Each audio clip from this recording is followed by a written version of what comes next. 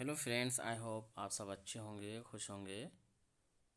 آج کے اس ویڈیو میں ہم بتانے والے ہیں آپ کو NIOS کی 12ویں کلاس کی عربک بک نمبر 341 کا چیپٹر نمبر 11۔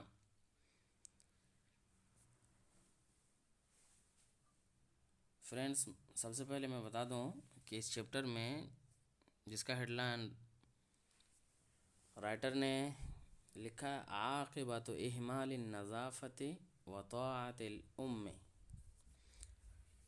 اس چیپٹر کا مقصد رائٹر نے خود ہی بتایا کہ مرکب توصیفی کے قاعدہ بتلانا مقصد ہے، اور اس میں ماں باپ کی اطاعت، ماں باپ کی بات ماننے پر ابھارا گیا ہے۔ اب سمجھتے ہیں کہ مرکب توصیفی کیا ہے۔ مرکب توصیفی بولتے ہیں موصوف اور صفت کو۔ موصوف صفت کا مطلب یہ ہے، مثال سے سمجھ سکتے ہیں، کوئی چیز، چاہے کوئی بھی چیز ہو، انسان ہو یا پھر کوئی سامان ہو، اس کے بارے میں اچھائی برائی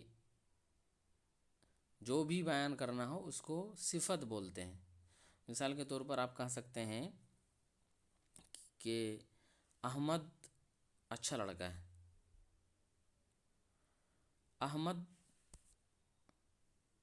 صالح، احمد نیک ہے۔ تو احمد موصوف ہو گیا، اور اس کے بارے میں جو بیان کیا جا رہا ہے جس شبد سے، اس کو صفت بولیں گے۔ تو آئی ہوپ سمجھ گئے ہوں گے موصوف اور صفت۔ موصوف بولتے ہیں جس کے بارے میں کچھ بیان کیا جائے، اچھائی برائی بیان کیا جائے، اور صفت بولتے ہیں وہ شبد، وہ لفظ، وہ ورڈ جس ورڈ کے ذریعے اس کی صفت بیان کی جائے۔ تو احمد صالح، صالح یہ شبد ہے، صالح کا معنی نیک، اس شبد کے ذریعے احمد کی تعریف بیان کی جا رہی ہے، تو احمد موصوف ہو گیا، اور صالح جو شبد ہے وہ صفت ہو گئی۔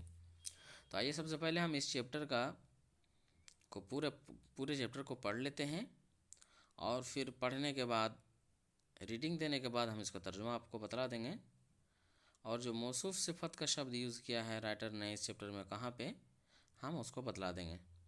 تو آئیے سب سے پہلے ہم سنتے ہیں۔ کان سامی یکتب بقلم الحبر، سال الحبر على يده، وسخ الحبر أصابعه، لما رأت أمه طلبت منه أن يغسل يده قبل ذهابه إلى المدرسة. سامي لم يسمع لقول أمه، واكتفى بأنه مسح أصابعه بالمنديل، فتلوث المنديل بالحبر. ذهب سامي إلى المدرسة وكان الجو حارا، فأخرج المنديل ليمسح به العرق الذي سال على وجهه، ثم رأى التلاميذ يلتفون حوله ويضحكون عليه وهو لا يفهم لذلك سببا، فليس من عادتهم أن يعملوا ذلك معه. ولما ازدادت سخريتهم به، تجرأ وسأل أحدهم فأجابه بأن وجهه ملوث بالحبر وشكله مضحك. أدرك سامي السبب وفتن إلى أنه حدث من المنديل الملون الذي لوثته أصابعه بالحبر الذي سال عليها من القلم، وكان علاج ذلك كله ميسورا، وهو أنه يطيع أمه ويغسل يده۔ آئیے ہم سب اس کے بعد ہم ترجمہ سمجھ لیتے ہیں۔ کان سامی، سامی نامی ایک شخص تھا، لڑکا تھا، یکتب بقلم الحبر، دوات والے پین سے، فاؤنٹین پین کہہ لیجیے، دوات والی پین سے لکھتا تھا۔ سامی دوات والے پین سے، قلم سے لکھتا تھا۔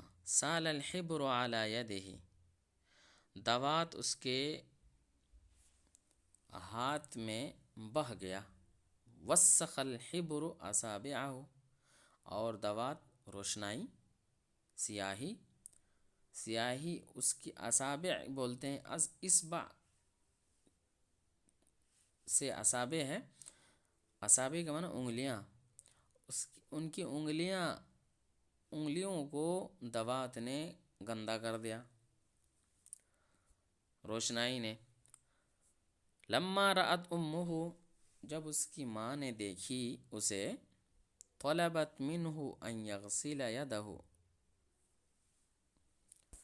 اس کی ماں نے اس سے طلب کی کہ وہ اپنے ہاتھ کو دھلے، قبل ذہابہ الی المدرسہ، مدرسہ جانے سے پہلے. ذہاب مانے جانا. سامی لم یسمع لقول امہ، سامی نے لم یسمع نہیں سنا، لقول امہ اس کی ماں کی بات کو. واکتفى بأنہ مسح اصابعہ بالمندیل، مندیل رومال کو بولتے ہیں، ہینڈ کرچیف. واکتفى اور اسی پر بس کیا کہ اس نے مسح پونچھ لیا، اصابع اپنی انگلیوں کو رومال سے پونچھ لیا. فتلوث المندیل، تو مندیل رومال گندا ہو گیا، بالحبر دوات سے، رومال میں روشنائی لگ گئی، دوات لگ گئی. ذهب سامی الی المدرسۃ، سامی مدرسہ گیا. وکان الجو حارا، موسم گرم تھا، گرمی تھی بہت زیادہ. موسم گرم، جو کے معنی موسم، حار معنی گرمی، گرم. فاخرج المندیل، تو سامی نے رومال نکالا، لیمسح به العرق، تاکہ اس سے پسینے کو پونچھ لے. الذی سال علی وجہہ، جو اس کے چہرے پہ پسینہ بہا اس کو پونچھا. الذی سال علی وجہہ، جو اس کے چہرے پر پسینہ بہا اس کو پونچھنے کے لیے رومال نکالا. ثم رأى التلاميذ، پھر اس نے اسٹوڈنٹس کو دیکھا، یلتفون حولہ، اس کے ارد گرد ہو گئے. ویضحکون علیہ، اور اس پر ہنسنے لگے. وہو لا یفہم لذلک سببا، اور لا یفہم کے معنی نہیں سمجھ پا رہا تھا. وہو لا یفہم، وہ سمجھ نہیں پا رہا تھا، لذالک اس کی، سببا کوئی سبب، اور وہ اس کا کوئی سبب نہیں، ریزن نہیں جان رہا تھا. یعنی جو ہنس رہے تھے وہ لوگ، اس کا ریزن نہیں جان پا رہا تھا. فلیس من عادتہم ان یعملوا ذلک معه، فلیس من، لیس معنی نہیں، من عادت ان کی عادت نہیں تھی، ان یعملوا ذلک کہ اس طرح ان کے ساتھ وہ کرتے، ان کی عادت نہیں تھی پہلے سے، لیکن آج وہ کر رہے تھے. فلیس من عادتہم ان یعملوا ذلک معه، اس کے ساتھ یہ وہ کرے، ایسا وہ لوگ کرے، وہ ان کی عادت نہیں تھی. ولما ازدادت سخریتہ بھی، ولما اور جب ازدادت بڑھ گیا، زیادہ ہو گیا، سخریتہ ان کا مذاق، جب ان کا مذاق زیادہ ہو گیا، تجرأ ڈٹ کر کھڑا ہوا. وسأل احدہم، اور ان میں سے ایک سے پوچھا، سوال کر بیٹھا، پوچھ لیا. فاجابہ، تو اس نے جواب دیا، بأن وجہہ ملوث بالحبر، بأن وجہہ کہ اس کا چہرہ، ملوث بالحبر دوات سے پٹا ہوا ہے، یعنی اس کے چہرے پہ دوات لگی ہوئی ہے. وشکلہ مضحک، اور اس کا چہرہ ہنسانے والا بن چکا ہے، یعنی اس کا چہرہ جوکڑ کی طرح ہو گیا. مضحک جوکڑ کو بھی بولتے ہیں. ادرک سامی السبب، سامی ادرک سمجھ گیا، السبب سامی نے سبب کو جان گیا، ریزن پتہ چل گیا. وفطن الی انہ حدث من المندیل الملون، اور وہ سمجھ گیا کہ یہ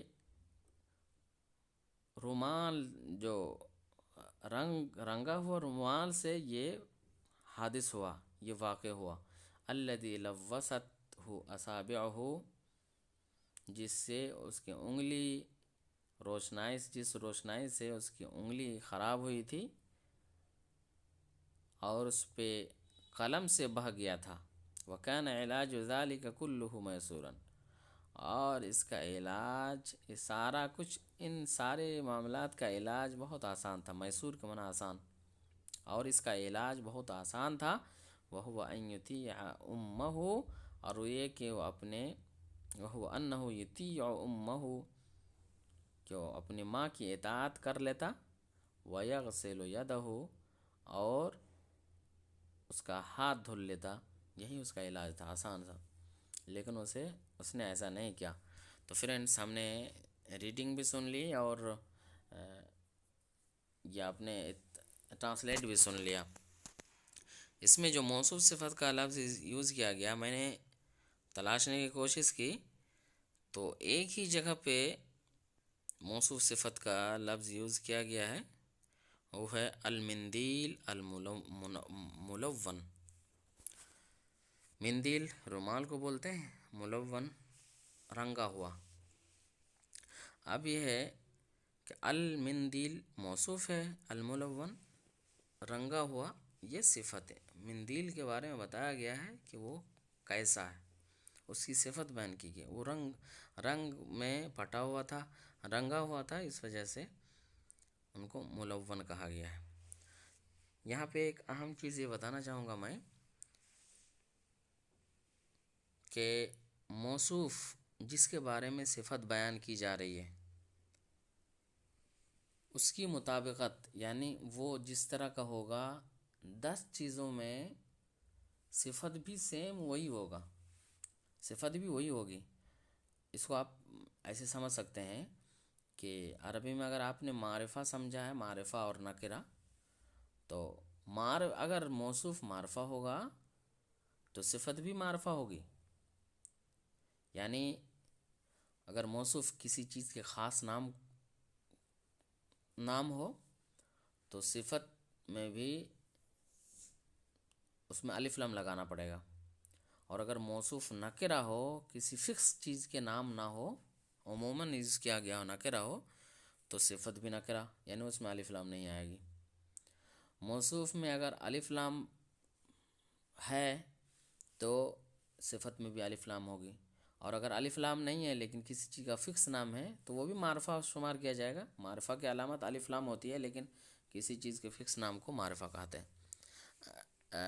معرفہ یعنی احمد، کسی دوست کا نام، آپ کے کسی دوست کا نام ہے احمد ہے، تو اس کا فکس نام کسی خاص آدمی کا نام ہے، اس وجہ سے اس میں الف لام لگانے کی کوئی ضرورت نہیں ہے، وہ آٹومیٹکلی معرفہ ہو جاتا ہے۔ تو معرفہ اگر ہو تو صفت بھی معرفہ۔ تو ایک چیز سمجھ میں آ رہی ہے کہ موصوف اگر معرفہ ہو تو صفت بھی معرفہ، موصوف اگر نکرہ ہو تو صفت بھی نکرہ، دو چیز ہو گئی۔ ایک چیز موصوف اگر معرفہ ہو تو صفت بھی معرفہ، دوسری چیز موصوف اگر نکرہ ہو تو صفت بھی نکرہ، تیسری چیز یہ ہے کہ موصوف اگر واحد ہو تو صفت بھی واحد، جیسے کہ ہے طالب جدید، طالبان جدیدان، طالبون جدد، تو میں نے واحد کا بھی یوز کیا، تثنیہ کا یعنی 2 کا بھی یوز کیا، اور 3 کا بھی یوز کیا۔ تو یہاں پہ سمجھ میں آیا، عدد اگر موصوف اگر واحد ہو تو صفت بھی واحد، موصوف اگر تثنیہ ہو تو صفت بھی تثنیہ، اور موصوف اگر جمع ہو تو صفت بھی جمع، 3 چیز ہو گئی ہے، اور وہ معرفہ نکرہ 2 چیز، 5 چیز ہو گئی۔ اسی طرح ہے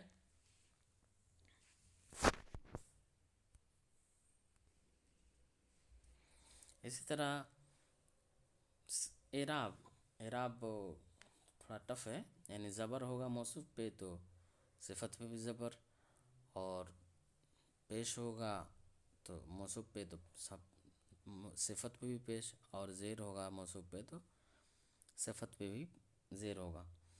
تو اعراب یعنی 3 چیزیں ہو گئی، صیغہ، واحد تثنیہ جمع، 6 چیزیں ہو گئی، اور معرفہ اگر صفت موصوف، صفت بھی معرفہ، وہ بھی موصوف نکرہ تو صفت نکرہ، 8 چیز ہو گئی، اور اگر مذکر ہے موصوف تو صفت بھی مذکر، اور موصوف اگر مؤنث ہے تو صفت مؤنث، 10 چیزوں میں ایک دوسرے کی طرح ہونا ضروری ہے۔